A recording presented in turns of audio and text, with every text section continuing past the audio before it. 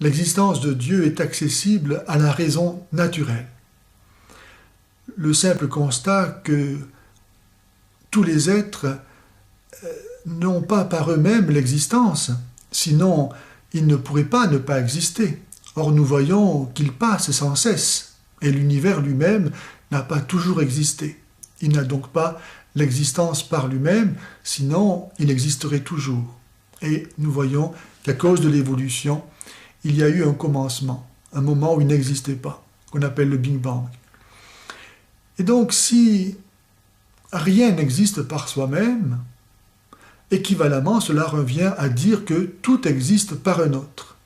Et cet autre qui existe par lui-même, sinon il ferait lui aussi partie de l'ensemble des êtres qui existent par un autre, on l'appelle Dieu.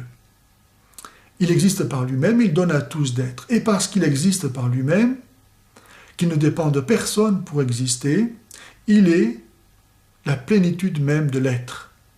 D'ailleurs, c'est le nom qu'il va révéler à Moïse en Exode 3,14, « Je suis ». Et Jésus reprendra ce nom en Jean 8,24 par exemple, en disant « Si vous ne croyez pas que je suis, vous mourrez dans vos péchés ». Mais donc, comment savoir que Dieu est unique? Eh bien, si Dieu est Dieu, et s'il est donc cet être qui existe par lui-même, rien ne lui manque. Il a la plénitude de l'être.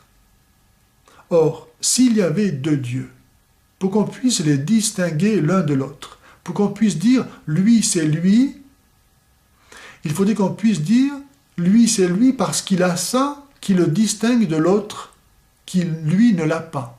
Il faudrait que chacun ait quelque chose de particulier, que l'autre n'aurait pas. Et donc, aucun n'aurait tout. Donc, aucun ne serait Dieu. Donc, Dieu est nécessairement unique.